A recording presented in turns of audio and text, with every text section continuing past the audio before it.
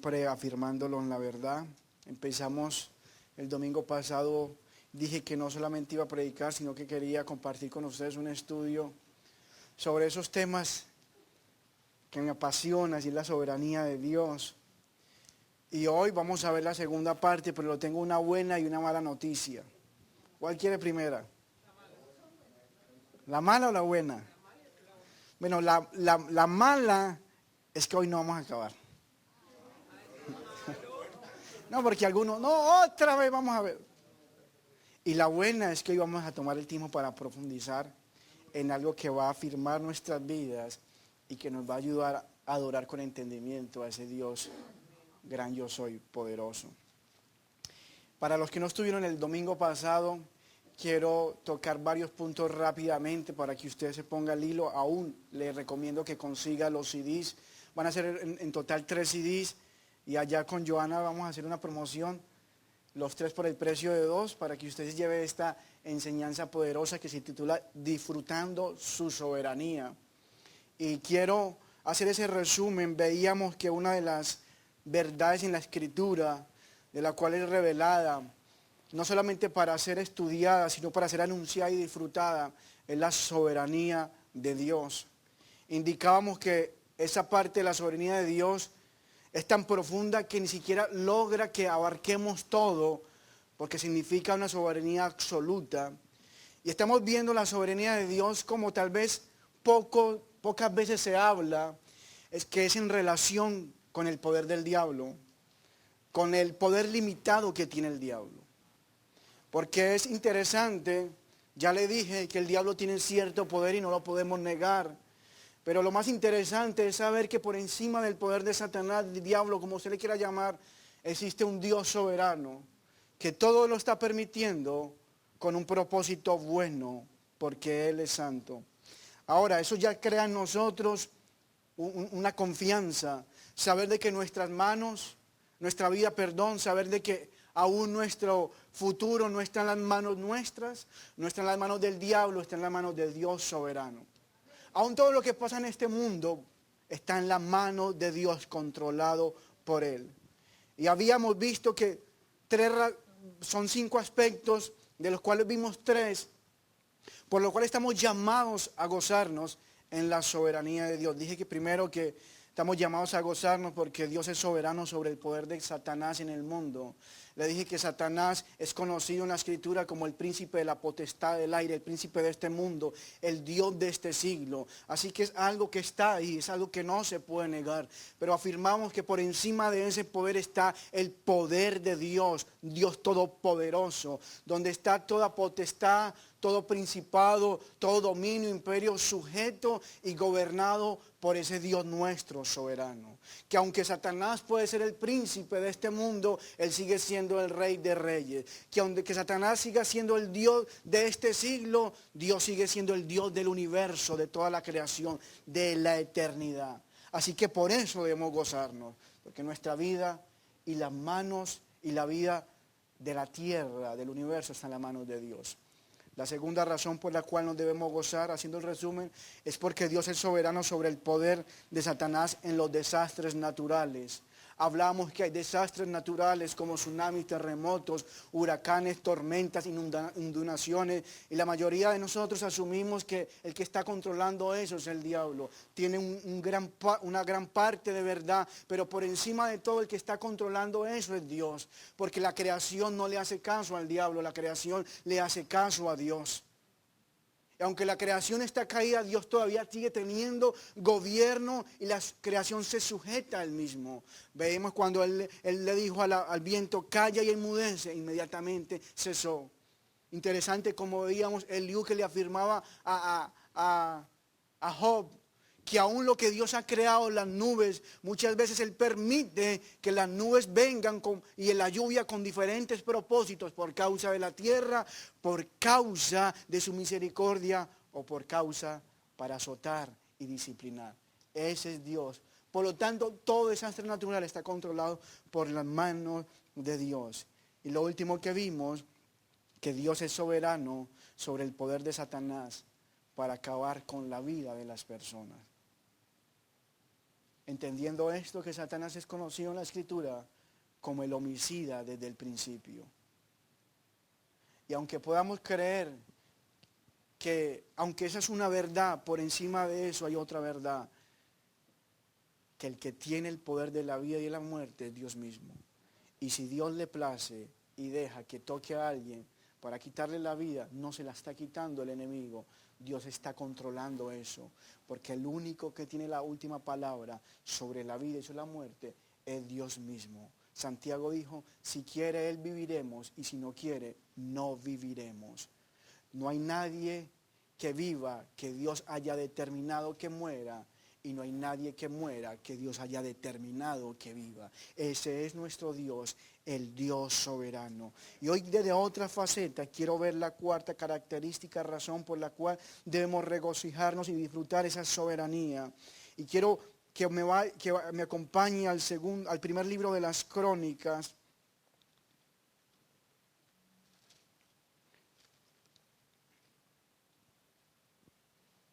Capítulo 29, donde el rey David entendió que a quien él adoraba era un Dios soberano absolutamente. Mire cómo me gustan las palabras del rey David, porque entendió correctamente la soberanía absoluta de Dios. Capítulo 29, el primer libro de las Crónicas, veamos desde el versículo 10, la parte B. Bendito, y dijo David, bendito seas tú, oh Señor, Dios de Israel, nuestro Padre, desde el siglo y hasta el siglo. Tuya es, oh Dios, la magnificencia y el poder, la gloria, la victoria y el honor, porque todas las cosas que están en los cielos y en la tierra son tuyas. Tuyo, oh Señor, es el reino, y tú eres excelso sobre todo. Las riquezas y la gloria proceden de ti, y tú dominas sobre todo. En tu mano está la fuerza y el poder, y en tu mano el hacer grande y el dar poder a todos. Si se da cuenta, eso es lo que está resumiendo, es soberanía. Un Dios soberano que tiene todas las cosas bajo control. Ahora, ¿por qué en esta enseñanza he resaltado el poder limitado del diablo? Por tres razones. Primero, porque la Escritura lo menciona y es algo que debemos afirmar. El diablo tiene un poder, es un poder limitado, sí, pero tiene un poder. Segundo, porque para ver la soberanía de Dios, hacernos entender que por encima de cualquier poder está el poder de Dios al cual tú y yo adoramos. Yo no sé si a usted eso le emociona, saber de que Dios es el que controla todo. Entonces la segunda razón por la que resalto el poder del diablo, porque es mediante resaltar el poder del diablo que llegamos a entender que eso no está en las manos de él, sino el del Dios que lo permite, que lo controla y que lo gobierna. Ahora yo le voy a decir algo que le sorprende, el diablo es un servidor de Dios. Es un servidor de Dios. A muchos no les gusta eso, pero el diablo es un servidor de Dios. Tercera razón, porque es a través de contender el mal, el sufrimiento, el pecado y el poder del diablo que podemos apreciar a Dios como lo más grande, lo más santo y lo más hermoso. Por eso hablamos de esa manera. ¿Qué conocería usted de la gracia de Dios si no hubiera entrado el pecado en el mundo y el sufrimiento? No conoceríamos absolutamente nada. ¿Qué conoceríamos de la compasión, de su sabiduría, de su amor, de su bondad, de su poder? Creo que nada, prácticamente nada. Porque es a través de la evidencia del sufrimiento, de la maldad, del pecado, entonces que podemos poner nuestra mirada en un Dios y adorarlo porque Él es bello, santo, glorioso, misericordioso, bueno. Por eso entonces esa es una de las razones de esta enseñanza, que veamos a Dios como lo más hermoso, lo más bello, lo más lindo. Todo lo bello, todo lo lindo, todo lo hermoso de Dios se conoce porque está revelado en su Escritura. Y por eso hoy estudiamos en estas semanas parte de esa faceta hermosa en nuestra vida. Si hay algo bello, si hay algo digno de valor, es porque se desprende de Dios. Porque todo lo que proviene de Dios es bello. Yo quiero que usted en estas enseñanzas pueda disfrutar esa soberanía práctica, poderosa y que trae descanso a nuestra vida. Ahora hoy quiero mirar la cuarta razón por la cual debemos disfrutar la soberanía de Dios. Ya le dije que yo no tengo con esto el propósito de resaltar el poder del diablo, todo lo contrario, minimizarlo. Usted no sabe aquí que yo estoy hablando del diablo y que demostrando todo lo que puede hacer, no. Todo lo contrario, demostrando que es un servidor, que por encima de él está el Dios. ¿Y sabe quién es ese Dios? Nuestro Padre. Ahora, esto nos debería preocupar si ese Dios no fuera nuestro Padre. Si ese Dios no tuviera nuestra vida en sus manos y nuestra vida no estaría escondida en Él. Pero como está escondida en Él, tranquilo, disfruta la soberanía de Dios. La cuarta razón por la cual debemos gozarnos es gózate porque Dios es soberano sobre el poder de Satanás para esclavizar a la gente.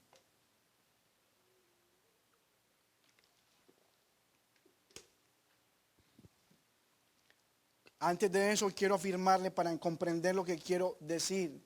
El peor sufrimiento que pueda existir que pueda existir en el universo, en la eternidad, ¿cuál es?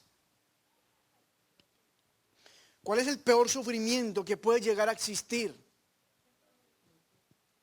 El sufrimiento de una condenación eterna. No hay sufrimiento que se compare a eso. El sufrimiento de un infierno, como queramos llamarle. Y ese sufrimiento es el sufrimiento eterno del infierno que está preparado para el diablo. Apocalipsis 20:10 dice, y el diablo que los engañaba fue lanzado en el lago de fuego y azufre, donde estaban la bestia y el falso profeta. Está hablando Juan en visión, pero proféticamente, escatológicamente, de lo que ha de venir. Y serán atormentados día y noche por los siglos de los siglos. Ahora digo esto porque el objetivo de Satanás es llevarse a ese lugar a cuantos más puedan.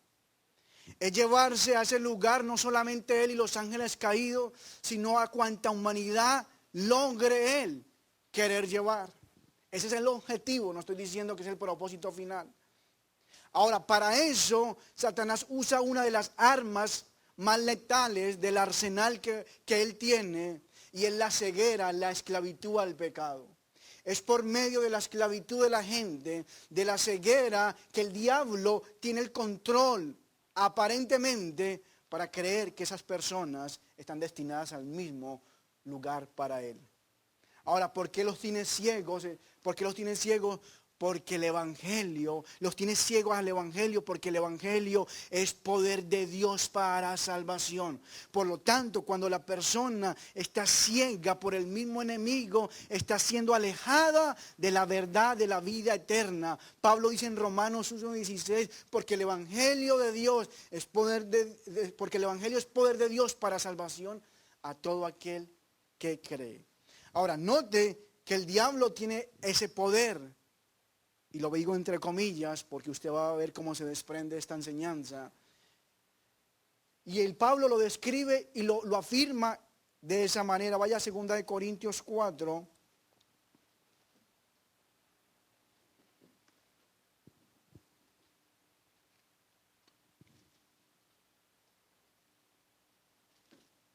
Mire cómo dice 2 Corintios 4:4, en los cuales el Dios de este siglo, está hablando del enemigo, cegó el entendimiento de los incrédulos para que no le resplandezca la luz del Evangelio de la gloria de Cristo, el cual es la imagen de Dios. Esta acción de cegar el entendimiento, de cegar, de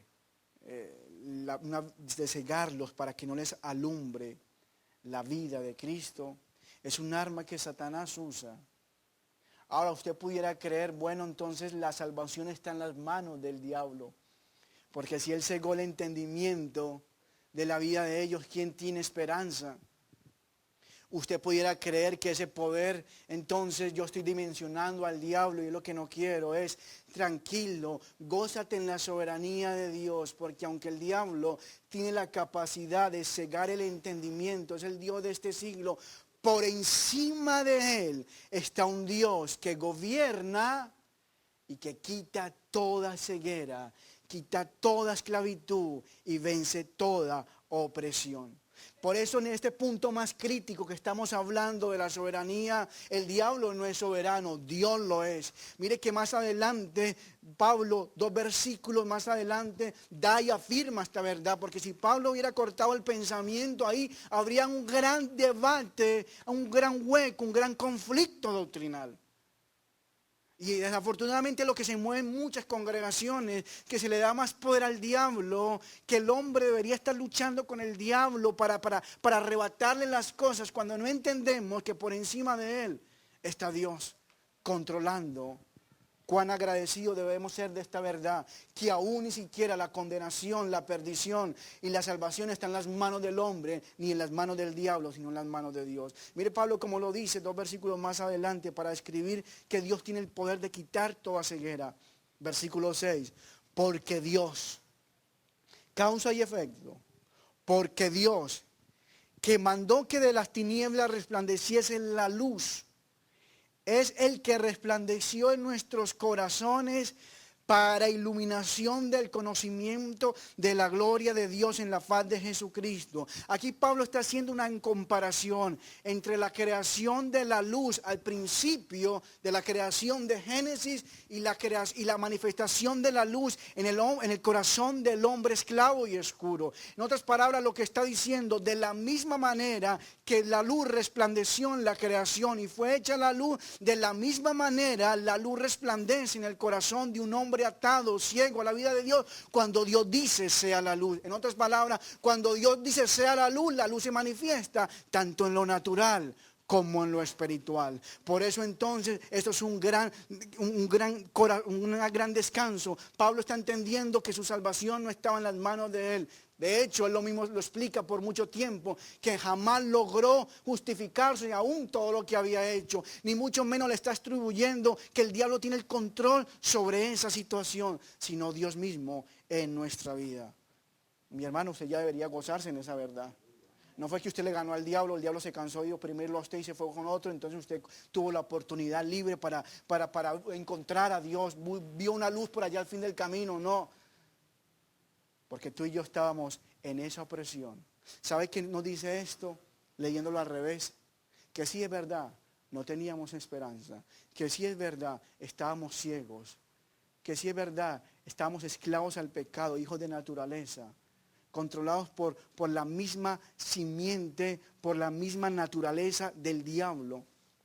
Que si es verdad, estábamos ciegos a la vida de Dios. Por eso cuando a usted le hablaban de Cristo, para usted le parecía eso como locura, le parecía algo no bello, estaba ciego a esa vida, muerto espiritualmente. Pero no era que el diablo estaba controlando eso, es que cuando Dios entró en nuestra vida, quebró toda ceguera, quitó toda muerte, nos hizo ver lo que antes nos parecía locura, feo y horrible, ahora lo vemos como la mayor gloria, como la imagen de Cristo en nuestra vida. Por eso Pablo entiende en Efesios que el que está controlando la vida de la gente no es el diablo, es Dios. Vaya a Efesios capítulo 2, versículo 1. Este es un texto que usted lo tiene que recordar siempre.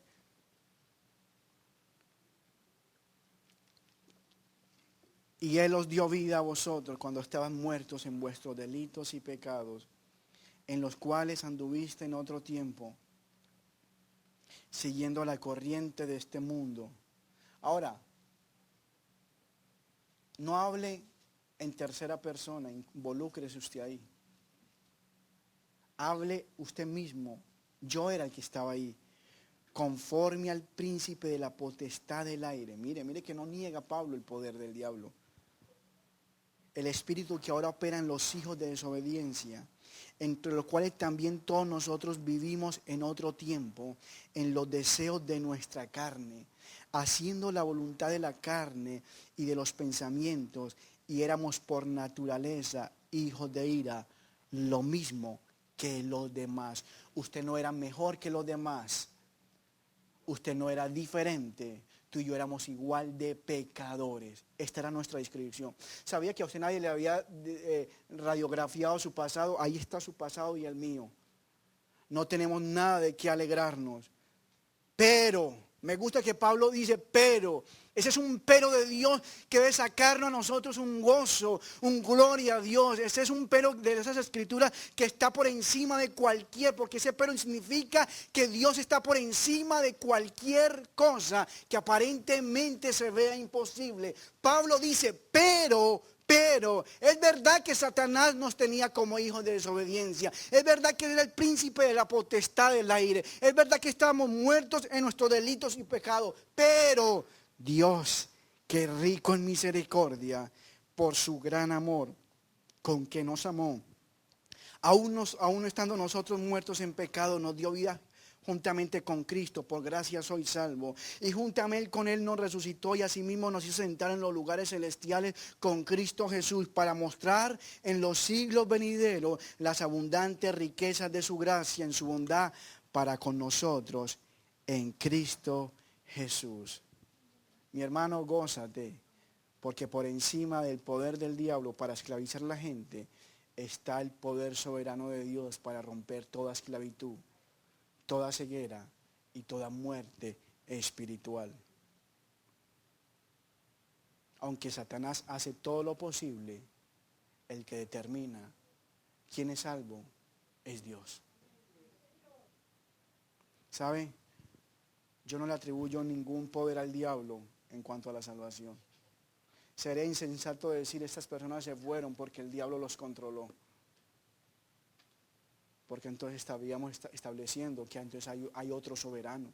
Recuerde que para que alguien sea soberano es que nadie está por encima de él. No hay un poder que se iguale, obviamente no hay un poder mayor. Y el único que cumple con todo eso es Dios mismo.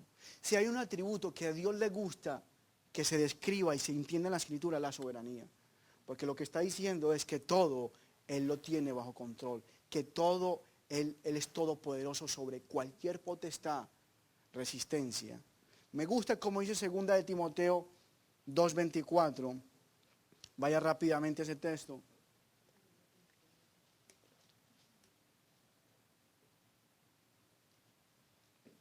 Miren, porque el siervo del Señor no debe ser contencioso, sino amable para con todos, aptos para enseñar, sufrido, que con mansedumbre corrija a los que se oponen, por si quizá, usted tiene que subrayar esto, por si quizá Dios le conceda que se arrepientan para conocer la verdad y escapen del lazo del diablo en que están cautivos a la voluntad de Él. Mi pregunta es, ¿quién es el que concede el arrepentimiento? Ahora, si Dios no concede el arrepentimiento, el hombre sigue sujeto, esclavo a la voluntad del diablo. Por eso Pablo lo que está entendiendo es soberanía, que esfuércese Timoteo a predicar, a mostrarse como un siervo íntegro, a predicar la verdad. Pero entendiendo que la salvación no está en tus manos, que la salvación no está en las manos del hombre, ni siquiera en el poder del diablo para esclavizar a la gente, que la salvación está en las manos de Dios, porque si Dios le concede el arrepentimiento, son salvos, y si Dios no le concede el arrepentimiento, no son salvos. Oh hermano, si tú y yo somos libres es por la gracia soberana de Dios. Si tú y yo somos libres es porque Dios nos quitó toda ceguera. Y si Dios permite muchas veces, en otras palabras, que el hombre quede en esa condición, no es porque el diablo terminó teniendo más poder, porque al fin de cuentas, le voy a decir algo más profundo, que Dios permita que sean salvos de su voluntad y que Dios permita que queden en ceguera, no es voluntad del diablo, es voluntad de Dios. Porque es bueno decir, no, Dios, en la parte buena está Dios. Dios realmente le dio la salvación, pero la otra verdad también es que si Dios le dio la salvación a unos, a otros no se la dio. Por eso aún, al final de cuentas, el diablo no es el que endurece el corazón. Escuche lo que le voy a decir. No es el que trae el endurecimiento del hombre pecador, es Dios mismo. Escuche lo que le estoy diciendo. Lo que yo quiero con este mensaje es que entender que Dios lo controla todo. Todo. Y el diablo es un servidor que con su naturaleza con su corazón depravado, mentiroso, homicida, sí, cumple aún parte del propósito de Dios. Pero el que determina quién es salvo y no es salvo es Dios. Dios abre los ojos para que vean y sean salvos, o Dios los deja, no el diablo, Dios mismo los deja en oscuridad para siempre. Lo que pasa es que esto nos cuesta creerlo, por eso está en la Escritura. Y tenemos que volver como ministros de Dios a predicar la verdad. Yo me he propuesto a predicar lo que está en la Escritura, no lo que yo aprendí. Eso me trajo muchos problemas. ¿Problemas cuándo? Claro, cuando iba a la Escritura yo no veía eso. Porque ese es un asunto. Muchos predicadores predican de la Biblia o con la Biblia, pero no sacan la verdad de la Escritura. Una cosa es que usted use la Biblia para predicar y otra cosa es que usted predique de lo que está en la Escritura. Y esta verdad está en la Escritura constantemente, demostrar que Dios tiene control. Yo quiero que vaya rápidamente a un texto que nos vamos a detener en Romanos capítulo 11. Lo que nos revela estos versículos es muy fuerte, y digo muy fuerte porque usted lo va a ver. A la misma vez es muy serio y está a años luz del mensaje trivial que usted escucha por la radio cada mañana. Nunca es mencionado en los programas de televisión. Usted jamás va a ver en Romanos 11. Esto no está en los manuales de crecimiento eclesiástico. Está a años luz, a distancia, esto es de otro mundo. Pero sin embargo es verdadero y es totalmente diferente al entretenimiento que hoy se escucha. Porque lo que Pablo está hablando en Romanos 11 es entender que todo Dios lo controla. Mire cómo dice Romanos, por favor escuche detenidamente y seriamente ese texto, 11:7. ¿Qué pues? Lo que buscaba Israel no lo ha alcanzado, pero los escogidos sí lo han alcanzado y los demás fueron endurecidos. Como está escrito, Dios le dio espíritu de estupor. Aquí no está diciendo el diablo. Ojos con que no vean y oídos con que no oigan hasta el día de hoy. Y David dice, se ha vuelto su convite en trampa y en red, en tropezadero y en retribución. Se han oscurecido sus ojos para que no vean y agóbiele la espada para siempre. ¿Perdón? La espalda para siempre. ¿Sí ve lo serio de este texto? Dice, ¿qué pues? Lo que buscaba Israel no lo alcanzaba. Ahora, para entender eso, tenemos que entender lo que él viene hablando. Porque él entiende eso. Para comprender esto hay que mirarlo con los dos, por lo menos dos versículos anteriores. Cuando él habla desde el versículo 4. Pero ¿qué dice la divina respuesta? Me he reservado 7,000 hombres que no han doblado la rodilla delante de Baal. Está haciendo un contraste de la historia. Así también, aún en este tiempo, ha quedado un remanente escogido por gracia. Y si por gracia ya no es por obra, de otra manera la gracia ya no es obra. Y si por obra ya no es gracia, de otra manera la obra ya no es obra. Lo que está diciendo el apóstol Pablo aquí es que Dios ha preparado un remanente del pueblo de Israel, no todo Israel. ¿Para qué? Para que sean salvos. Para que le alumbre la luz del conocimiento del Evangelio, para que sean justificados. Y este remanente fue escogido solamente por gracia. Este es el énfasis del versículo 6. No es porque ellos habían hecho una acción mejor que los otros, sino porque por gracia. Ahora, ¿por qué dice Pablo que lo que buscaba Israel no lo ha alcanzado?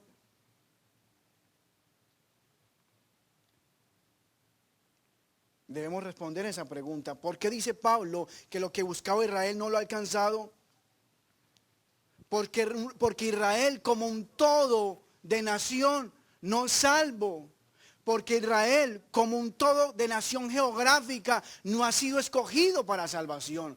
Por eso él dice, porque lo que buscaba Israel no lo ha alcanzado. En otras palabras, Israel como un todo, nación étnica, no ha sido escogido para salvación. ¿Quién que lo alcanza? Los escogidos. Ellos alcanzan que la justificación, la salvación.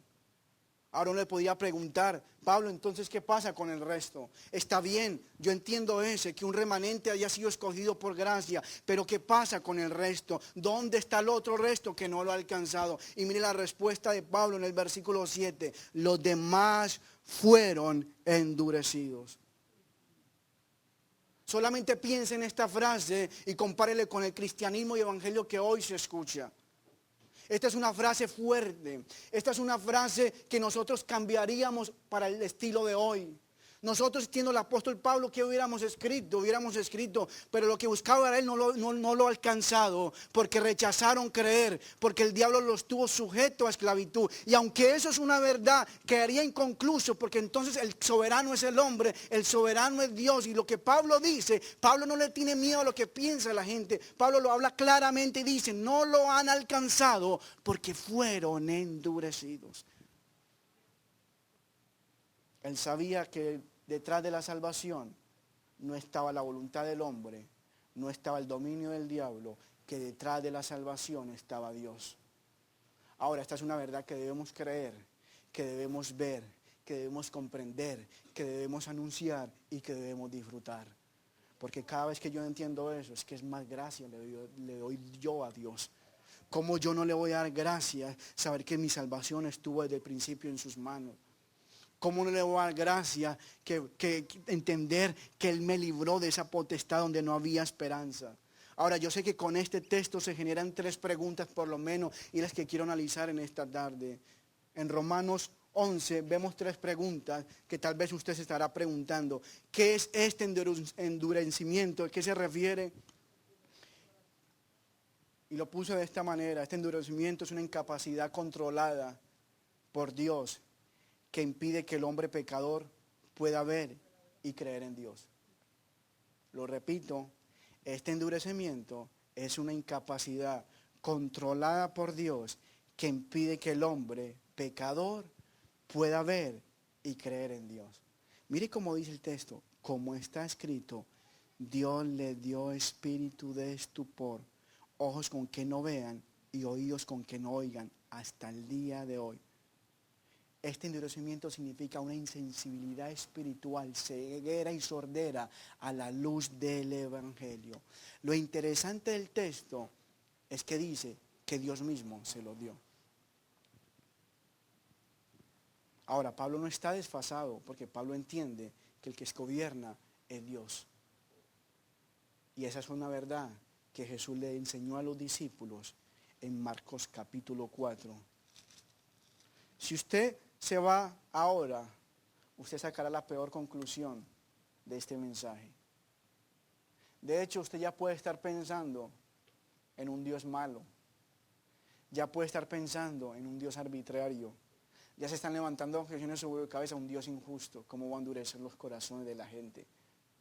Pero deje que el mensaje avance y todo lo contrario. Va a amar más a Dios y entender que Él es supremamente bueno. Mire cómo dice Marcos 4:11.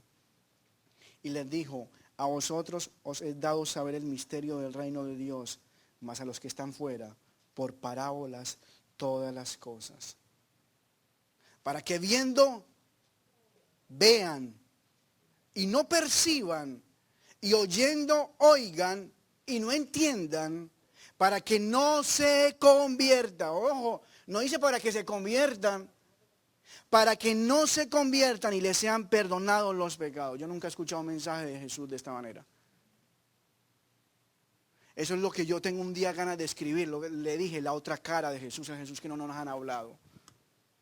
Pero eso es verdad, está en la escritura. Porque lo que el texto quiere decir, que el que controla la salvación, si la salvación es de Dios, Dios controla la salvación como Él quiera, porque es de Él.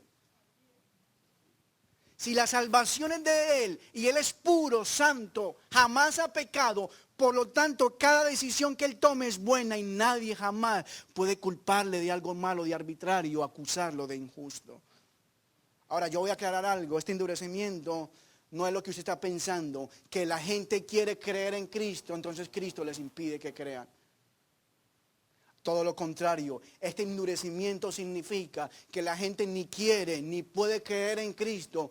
Por lo tanto, Dios los deja en su misma condición y se aleja de ellos. Y ahí sí, su corazón se vuelve más duro porque quedan sin esperanza. Eso es lo que significa endurecimiento.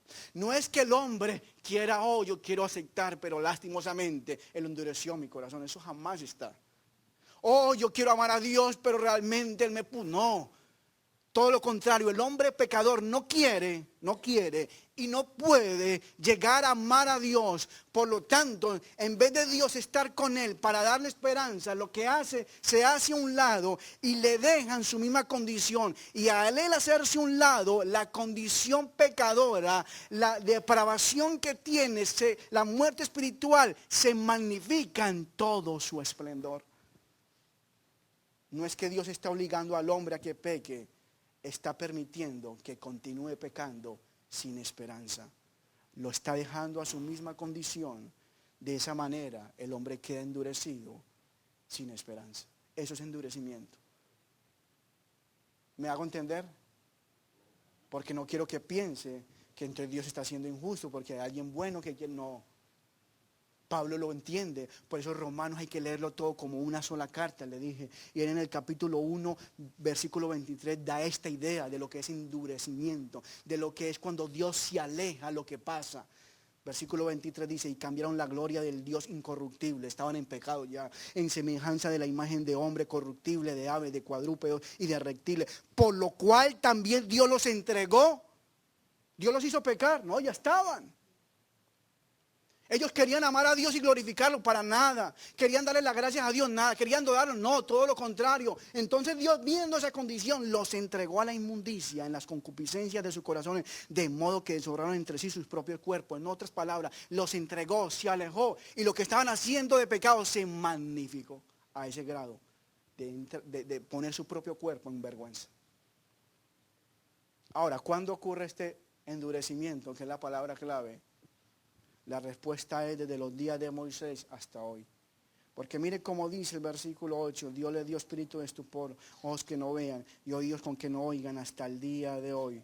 En otras palabras, este endurecimiento de Dios sobre la humanidad y el hombre pecador viene ocurriendo desde Moisés, porque este texto está en Deuteronomio, hasta el día de Pablo, pero se extiende hasta nuestros días. Yo sé que Pablo está escribiendo a los romanos diciendo hasta el día de hoy, del tiempo presente de él, pero no se ha quedado en ese tiempo, sigue estando hasta el tiempo de hoy. ¿Por qué hasta el tiempo de hoy? Porque el texto dice, hasta que entre la plenitud de los gentiles. Y la plenitud de los gentiles escogidos por Dios no ha entrado. Por esos endurecimientos hasta el día de hoy. Versículo 25. Mire el texto para afirmar. Porque no quiero, hermanos, que ignoréis que este misterio, para que no seas arrogantes en cuanto a vosotros mismos, que ha acontecido a Israel endurecimiento en parte hasta que haya entrado la plenitud de los gentiles. La pregunta es, ¿ya entró la plenitud de los gentiles? No.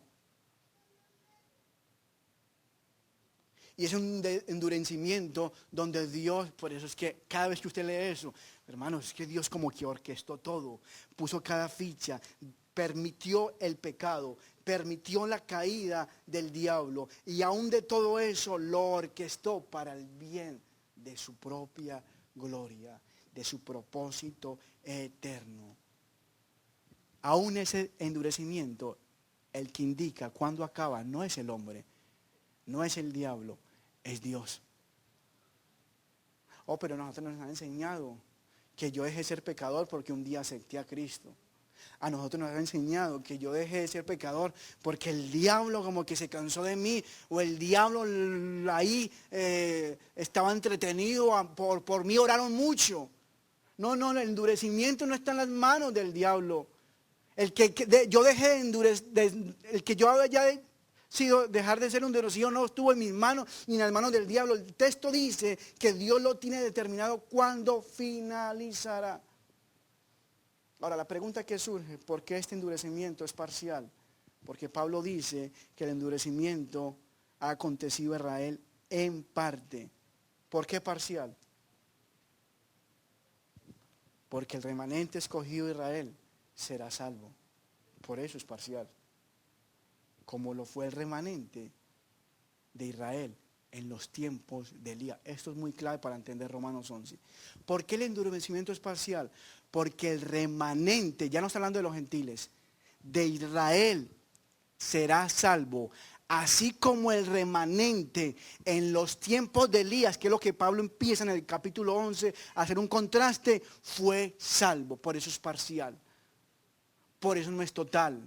Porque Dios ha permitido que la nación de Israel entre en una ceguera, en una muerte, digamos, espiritual, hasta que entre la plenitud de los gentiles. Después de eso, Dios quitará ese corazón, esa ceguera del remanente de Israel, para que puedan ver, para que puedan reconocer y para que se puedan convertir a Dios como el único verdadero. No se refiere a toda la nación étnica, se refiere a los escogidos, porque no todo Israel es el remanente de Dios. Usted dirá, pero mire que el versículo 1, el versículo establece que, versículo 26 y 27 dice, y luego todo Israel será salvo. Ojo, no ponga aquí en general, como está escrito, vendrá de Sión el libertador que apartará de Jacob de la impiedad, y este será mi pacto con ellos cuando yo quite sus pecados. No se refiere a todo Israel como nación, sino a todo Israel del remanente de Israel. Pablo lo habla en el versículo 1 y lo aclara, dice, digo pues, ¿ha desechado Dios a su pueblo? En ninguna manera, porque también yo soy israelita de la descendencia de Abraham, de la tribu de Benjamín. Versículo 11, digo pues, ¿ha tropezado los de Israel para que cayesen? En ninguna manera, pero por su transgresión vino la salvación a los gentiles para provocarlos a celo. Mire cómo Dios orquesta eso. Que Él ha permitido este endurecimiento para provocar para que la salvación llegue a los gentiles.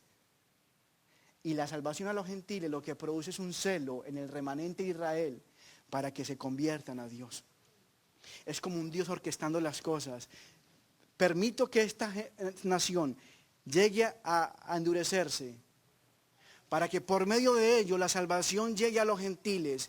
Y al ver los gentiles que son salvos, el remanente entra en un celo que también es orquestado por Dios para que le reconozcan como el único Dios verdadero y sea salvo. Por eso es que Dios no ha desechado a su pueblo.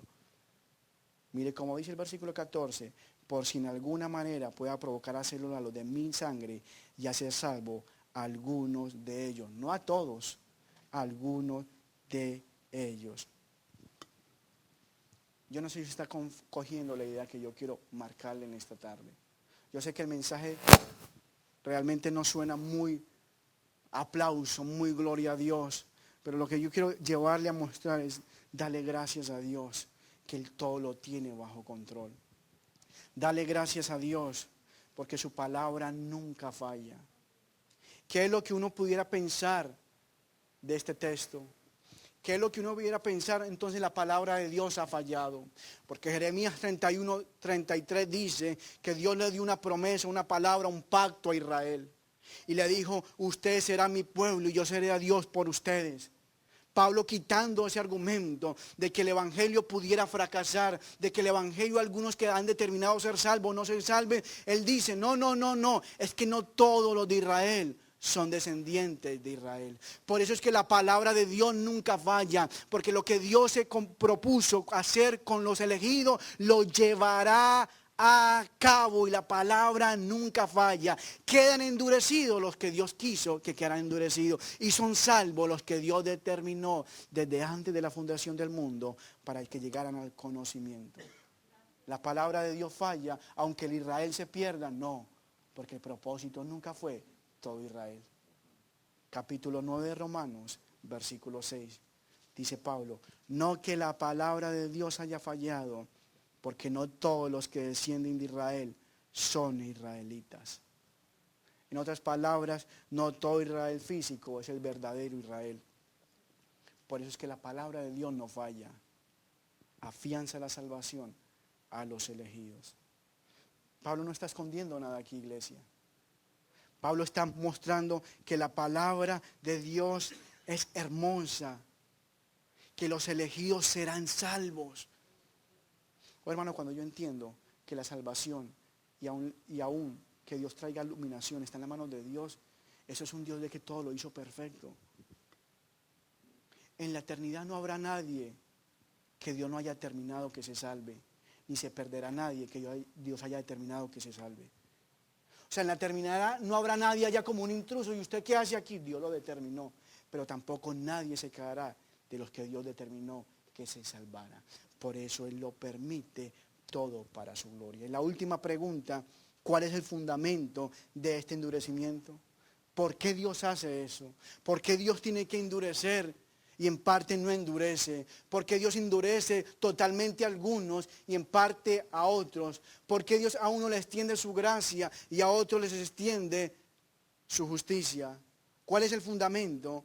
La soberana y justa voluntad de Dios. En otras palabras, tú y yo que hemos sido escogidos, no fuimos pasados por alto de este endurecimiento porque seamos mejores que aquellos que no fueron escogidos. Esto nos quita a nosotros toda arrogancia, toda vanagloria, todo ego. No fuimos mejores.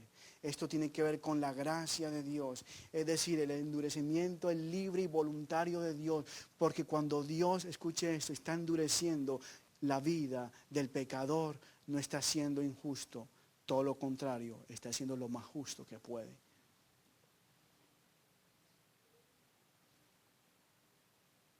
Cuando Dios deja en esa oscuridad, cuando Dios pasa por alto y no escoge, no está siendo injusto. A muchos nos cuesta creer eso.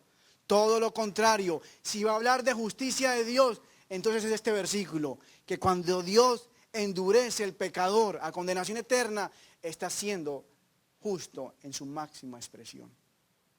Mire cómo dice el versículo 9, el detalle que pasamos del alto. Se ha vuelto su convite en trampa y en red, en tropezadero y en retribución. ¿Qué es lo que está haciendo Dios? Retribuyendo el mal, el pecado del hombre. Por eso dice, se ha vuelto su convite en trampa, Romanos 11:9, y en en tropezadero y en retribución. Esto implica que en algún momento del camino esta gente se desvió y Dios no está siendo injusto a pasarlo por alto, todo lo contrario, le está dando lo que corresponde a su desobediencia, a su pecado, a su naturaleza, le está dando lo que corresponde a su misma condición. Por eso la palabra clave es retribución. El pecador es juzgado por su pecaminosidad, por su condición. En otras palabras, cuando dicen retribuya, ¿qué es? Que es merecedor de lo que le están dando. ¿Eso no es retribuir? Claro. Por eso entonces Dios está siendo justo cuando hace de esta manera. Lo que pasa, iglesia, es que nosotros tenemos un concepto equivocado del pecado. Yo le dije en la clase que estamos viendo los miércoles, si entendiéramos qué significa para Dios el pecado, entenderíamos que entonces para Dios, cada vez que Él establece justicia y condenación sobre el hombre pecador, realmente está haciendo lo más justo posible. El problema de muchos de nosotros es que pensamos que el pecado es un error. El pecado no es un error del hombre.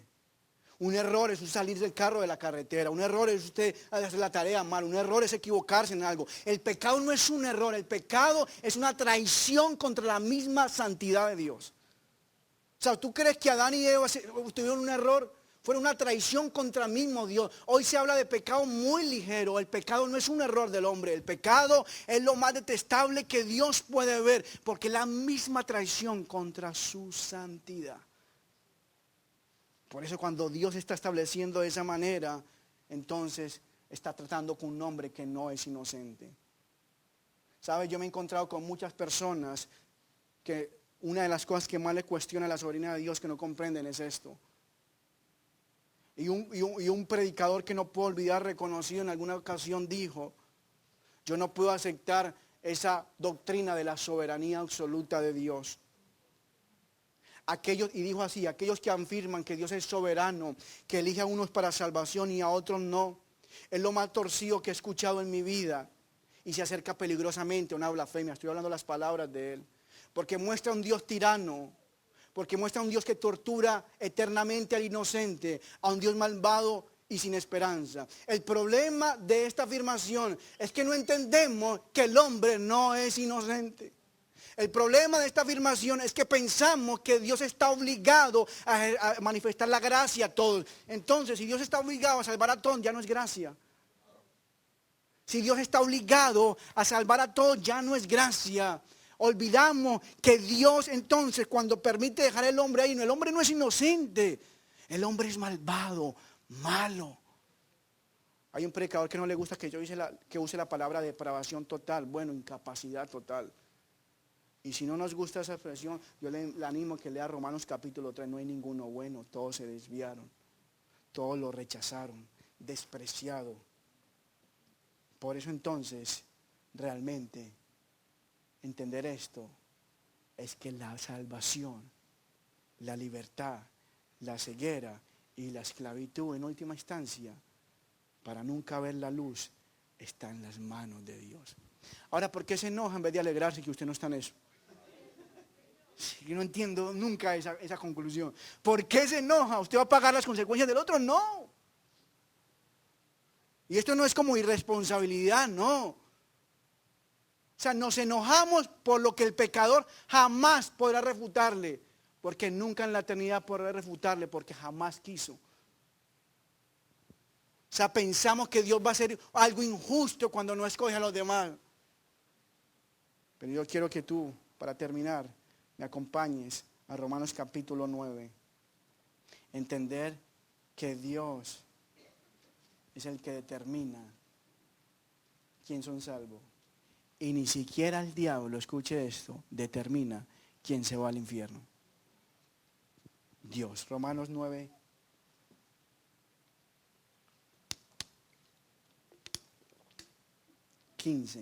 Tendré misericordia del que yo tenga misericordia. Eso se llama soberanía.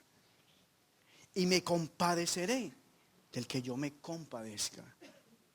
Así que no depende del que quiere ni del que corre, sino del que Dios tiene de misericordia. Primero, porque nadie quiere ni nadie puede.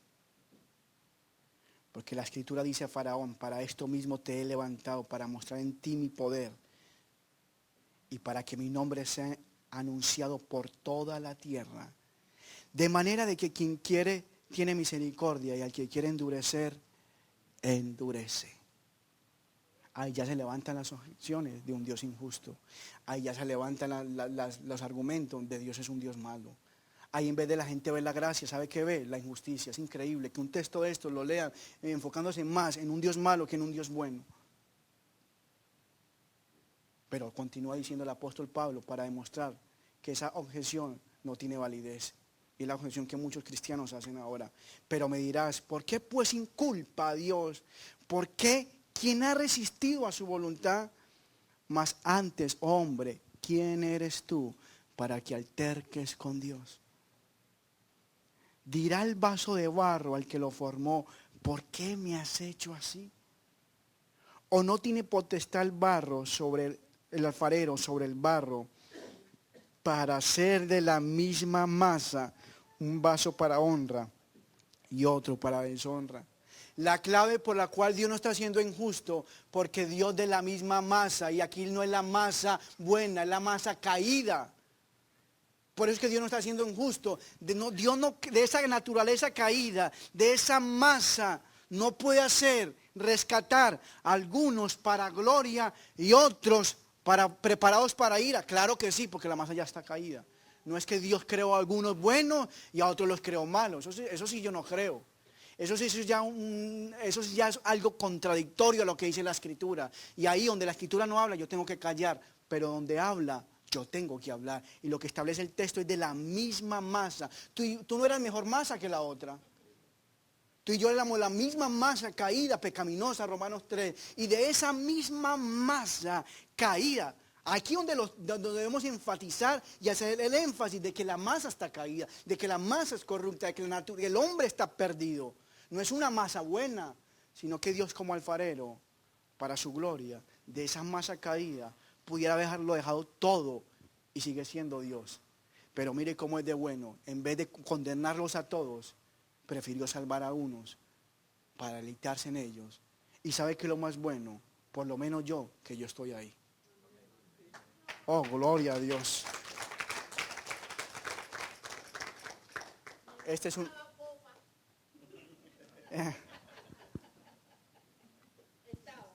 De hecho, este es uno de los capítulos más importantes de la soberanía de Dios. Es el capítulo por los cuales muchos están en contra. Y aquellos que están en contra pocas veces citan este texto. Pero yo le animo a que lo lea en su casa. Particularmente Romanos 9 fue el texto que Dios a mí me quebrantó. Que Dios a mí me iluminó para cambiar de pensar. Porque yo, como muchos de ustedes y la mayoría de creyentes, mi concepto era: la salvación está en mis manos. De hecho, yo creía un Dios soberano, pero soberano mientras yo le diera permiso. Yo creía un Dios que me podía salvar siempre y cuando yo me rindiera y lo aceptara. Así crecí yo. Crecí con ese evangelio. Por eso cuando me hablaban de eso, para mí era algo contradictorio, no lo veía. Pero desafortunadamente me di cuenta que lo que había creído, y desafortunadamente, digo desafortunadamente en el sentido porque me trajo mucho conflicto interno, no fue fácil. Saber que tú por años lo que has aprendido, prácticamente todo en cuanto a salvación, no tiene base sólida. Se derrumbó mi mundo teológico, mi mundo de salvación se derrumbó porque yo crecí con un evangelio que determinaba quién se salvaba, no era el hombre. Y aún me resistía, creía conflicto en mi vida. Pero Dios usó Romanos 9 para hacerme entender que obviamente lo que había aprendido no era de la Biblia. Había sido de mi tradición, había sido mi crecimiento, había sido el evangelio contemporáneo que se predicaba, pero nunca de la Escritura. Porque si hubiera ido a la Escritura me he dado cuenta que era una total contradicción. Por eso cuando Él me llevó a este texto, mi mentalidad cambió. No lo puedo olvidar, y aún de eso yo soy consciente que en algún momento prediqué cosas que creía en el momento, pero cada vez me doy cuenta que predicamos más por creencias, tradiciones, que por convicciones a la luz de la palabra. Cada vez me doy cuenta que muchas veces las afirmaciones que tenemos no están sustentadas en las palabras. ¿Sabe qué es lo que me sirvió a mí aparte de este conflicto? Que a partir de eso yo nunca olvidaré dos verdades que han marcado mi vida. Uno, no solo por lo que tú tengas convicciones firmemente, fielmente, significa que lo que tú creas esté apoyado en la Escritura. Y dos, que no todo aquel que está en el error, aunque se les ponga con la Escritura, está tan convencido del error que no cambia. ¿Por qué? Porque muchas veces usamos la Escritura para dominarla, pero no dejamos que la Escritura nos domine. Hay mucha gente que es diestra para dominar la Escritura y quiere tomar el texto y aquí dice, pero no nos hemos rendido. En vez de dominar la Escritura, es dejar que la Escritura nos domine a nosotros. Y eso es lo que tuve que hacer, rendirme, aceptar que muchas veces estaba equivocado, que la salvación no estaba en las manos del diablo. Gente que se pierde el tiempo peleando con el diablo, gente que se pierde el tiempo reprendiendo al diablo, cuando entendemos que la salvación está en las manos de Dios. Es increíble, aquellos que creen que la salvación está en las manos del hombre, le dicen a la gente, ore para que Dios lo salve. Mi pregunta es, si está en las manos del hombre, ¿para qué le oran a Dios?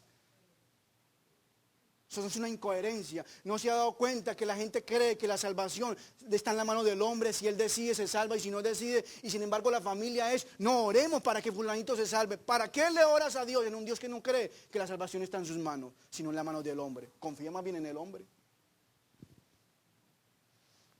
Todo lo contrario, entender que Dios es soberano con la salvación me ayuda más a orarle, porque en última instancia no está en mis manos, no está en el diablo, está en la mano de Él. Y yo descanso en esa verdad, que Él es un Dios bueno.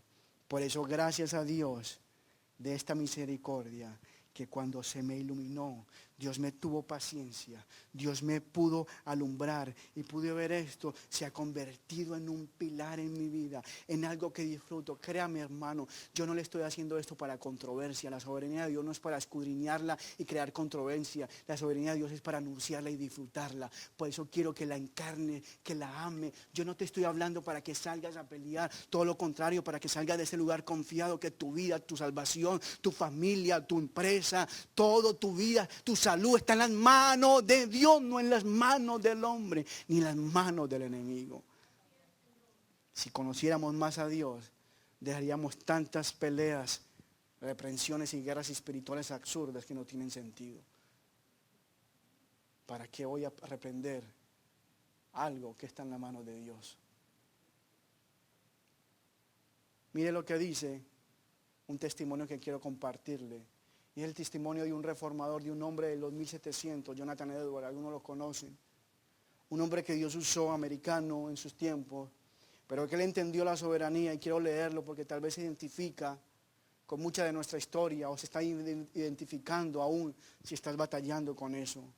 Y quiero leerlo tal y como lo percibí, lo plasmé, para entender que la soberanía nos lleva a derretirnos y amar a Dios. Él dice de esta manera: desde niño mi mente había estado llena de objeciones contra la doctrina de la soberanía de Dios, que escogía a quien iría a vida eterna y rechazaba a quien deseaba, abandonándolo a la muerte eterna para que fuera atormentado eternamente en el infierno. Solía parecerme una doctrina horrible, no la concebía en mi pensamiento, pero recuerdo muy bien la época cuando yo parecía estar convencido y totalmente satisfecho en relación a esta soberanía de Dios y su justicia, y por tanto con su disposición eterna de los hombres según su deseo soberano. Pero nunca pude determinar cómo, por qué medio fui de tal modo convencido. Ni siquiera podía imaginarme entonces, ni un tiempo después, que estuviera obrando una extraordinaria influencia del Espíritu de Dios en esa convicción, sino solo ahora que vi más y mi razón se aferró a la justicia y razonabilidad de esta convicción. Sin embargo, mi mente descansó en ella y puso punto final a todas esas cavilaciones y objeciones, y ha ocurrido una maravillosa alteración en mi mente con respecto a la doctrina de la soberanía de Dios desde ese día hasta ahora, por lo cual no he encontrado alguna objeción contra ella en el sentido más absoluto, en la decisión de Dios de mostrar misericordia a quien quiera mostrar misericordia y de endurecer a quien quiera endurecer. La absoluta soberanía y justicia de Dios con respecto a la salvación y a la condenación parece ser la causa del descanso de mi alma, tanto como algo que hubiera visto con mis ojos, o al menos así me parece en ocasiones. La doctrina a menudo ha parecido extremadamente placentera, resplandeciente y dulce.